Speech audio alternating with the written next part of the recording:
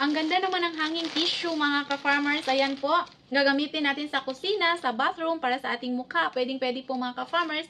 Napakaganda niya kasi ihang lang po natin. Meron siyang butas dyan. Yan po. Dito po natin ihang mga ka-farmers. At pwede natin siyang i-open dito. Meron siyang nakalagay dito na open here.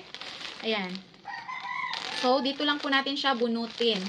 Ito siya pwede sa kamay natin, ilalagay natin sa kusina, or kung maghihilamos po tayo mga ka-farmers, dahil alam nyo na, yung gagamitin talaga natin pag maghihilamos tayo, yung mga maliliit na paper towels. Ito po, ganito po mga ka-farmers. Ayan. So, isabit lang po natin yan at bunutin lang po natin sa ilalim. Ganyan po mga ka-farmers. So, ganyan po siya kaganda. Lulu Home Hanging Tissue Paper mga ka-farmers. 1,280 sheets. At alam nyo ba na hindi lang po isang piraso yung nakuha ko, kundi isa, dalawa, tatlo, apat, lima. Ayan mga ka-farmers, ang dami na nating tissue. So, pwede sa kamay natin, pwede natin ihanging sa kusina, yung ipamunas natin after tayong maghuhugas or after po tayong maghihilamos mga ka-farmers, ito na po yung gagamitin natin.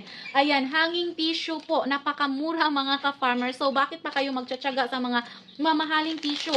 Maganda naman yung quality niya. Ayan, nakikita nyo po mga ka-farmers, makapal na, makapal.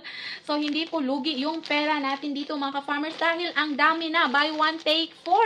Imagine that mga ka-farmers. Grabe na talaga to. Ang dami ko ng tissue. Ang dami ko na pong magagamit mga ka-farmers. So, pwede sa ating kitchen, sa ating bathroom.